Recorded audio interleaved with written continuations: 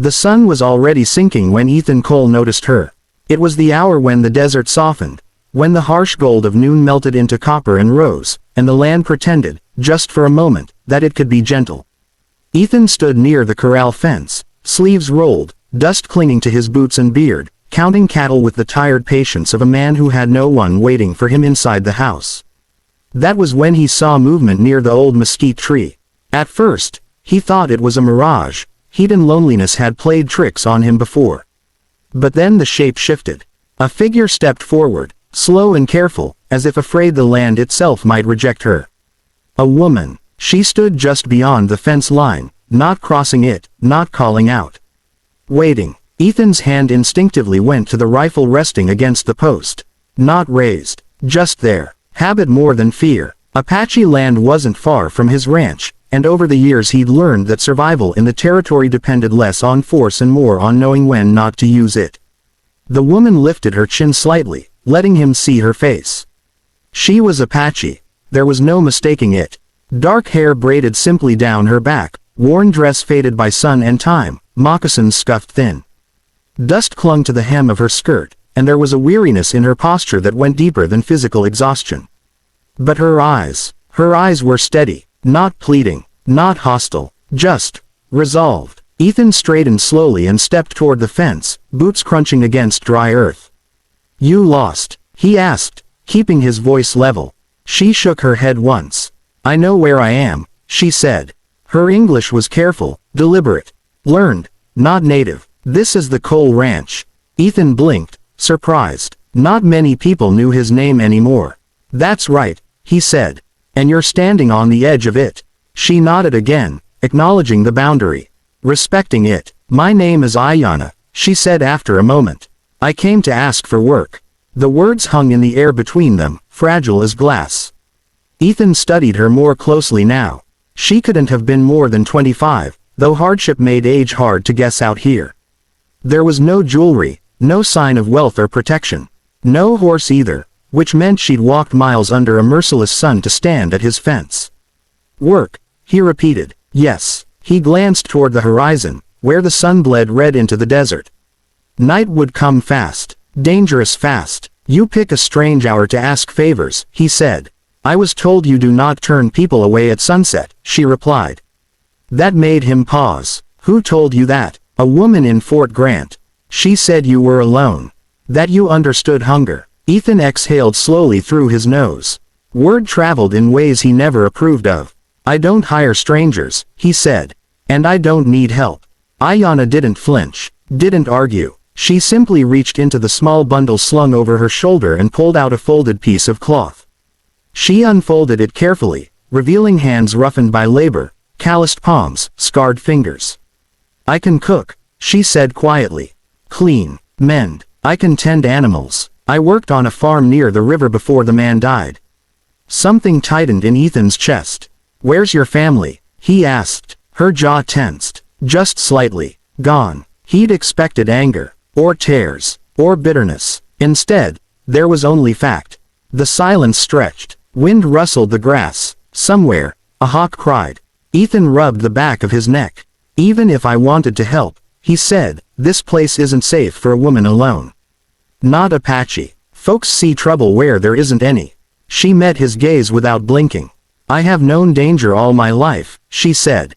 "What I have not known is rest." The honesty of it struck him harder than any plea could have. Ethan turned and walked along the fence, thinking. His ranch house loomed behind him, big, quiet, echoing with the absence of a woman who'd died years ago and a child who'd never lived long enough to walk its halls. Hiring her would bring questions. Trouble, maybe worse. Turning her away at sunset might be a death sentence. He stopped and faced her again. "If I let you stay," he said slowly, "it wouldn't be as you think."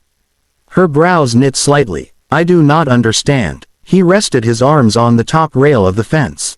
"People talk. An Apache woman living alone on a white man's ranch. That won't last a week before someone comes sniffing around. Preachers, soldiers, worse." Her lips pressed together, considering. "What do you propose?" she asked. Ethan hesitated. He hadn't planned to say the thought aloud. It had formed uninvited, born of years of solitude and the harsh arithmetic of frontier life. There's one way people would leave you alone, he said. One way you'd be safe here. Ayanna's eyes sharpened. Speak. He swallowed. They don't bother married women. The words landed heavy between them. Her breath caught. Not loud, but real. You would marry me, she said. It wouldn't be what you think, Ethan said quickly. No church. No expectations. Just a name, protection, a place to sleep, food, work, if you still want it. She stared at him, stunned. A marriage of convenience, she murmured. At sunset, he nodded once. You'd be free to leave if you wanted. I wouldn't stop you. Ayanna looked past him now, toward the ranch house silhouetted against the burning sky. Smoke curled from the chimney. Warmth, shelter. She had come asking for work. Instead, she had been offered a life-altering bargain. What would you gain from this? She asked finally. Ethan's voice was low. Peace, he said, and maybe a second chance at not dying alone.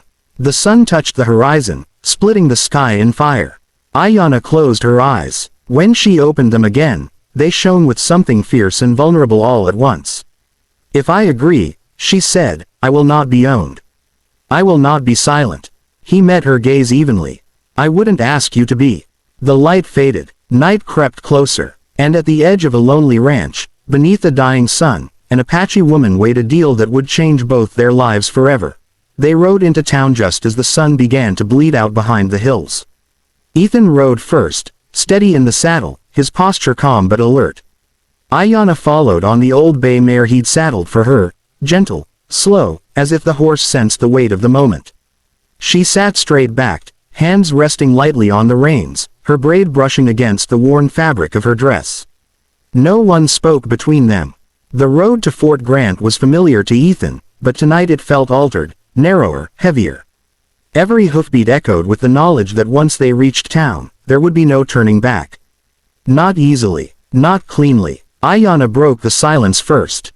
If we do this, she said quietly, there must be truth between us. Ethan glanced back at her. What kind of truth? No lies spoken to protect pride, she said. No pretending when we are alone. He considered that, then nodded. Fair. They passed the first buildings at dusk. Wooden storefronts, hitching posts, oil lamps flickering to life. Conversations slowed, heads turned, people noticed. A white rancher riding beside an Apache woman was rare enough. Riding with her, side by side, toward the courthouse at sunset. That stirred curiosity sharp as knives. Whispers followed them like dust. Ethan dismounted first and offered his hand. Ayanna hesitated only a second before taking it. His grip was firm, respectful, not claiming, not hesitant. A few men stared openly. A woman near the general store crossed herself. Someone muttered a slur under their breath. Ayanna heard it. Ethan felt her hand tighten, but she didn't pull away. Inside the courthouse, the clerk looked up, confused. We need a marriage license, Ethan said evenly. The clerk's eyes flicked to Ayanna, then back to Ethan. You sure about that? Yes. The clerk sighed, already sensing trouble, but frontier towns ran on paperwork and indifference. Justice of the peace is still here. Sunset ceremony costs extra. I'll pay, Ethan said. Ayanna watched him count out coins, money she knew he didn't waste lightly. The justice of the peace was an old man with trembling hands and tired eyes. He studied them for a long moment. You understand what this means? He asked Ayanna directly. She lifted her chin. I do. The ceremony was short. No poetry. No blessings. Just words spoken against the dying light. Do you, Ethan Cole, take? I do. And you, Ayanna, I do. The words felt unreal in her mouth. Heavy. Final. When the justice nodded and declared it done, the sun slipped fully below the horizon. Married at sunset. Outside, the air felt different. Thicker. Ethan placed a hand at the small of her back. Not possessive, just enough for anyone watching to understand. This way, he murmured.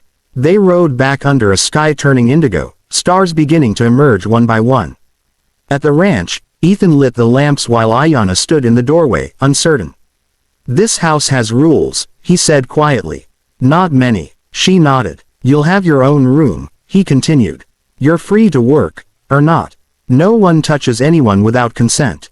Ever. She met his eyes. And the marriage, He hesitated. In public, we're husband and wife. In private, we decide what that means together. That answer seemed to settle something in her. Later, after a simple meal eaten in near silence, Ayanna stood in the small bedroom he'd prepared. Fresh linens, a basin of water, a single oil lamp. Ethan paused at the door. "If you regret this," he said, "say the word. I'll take you anywhere you want." She shook her head slowly. "I have already lost everything once. Tonight, I choose shelter." He nodded and closed the door softly behind him. Alone in the dark, Ayanna sat on the bed, heart racing, not with fear, but with the strange ache of possibility. She was married, not for love, not for tradition, for survival. Across the hall, Ethan lay awake, staring at the ceiling, listening to the quiet breathing of another soul under his roof. He had taken a wife at sunset, and neither of them yet understood what dawn would demand.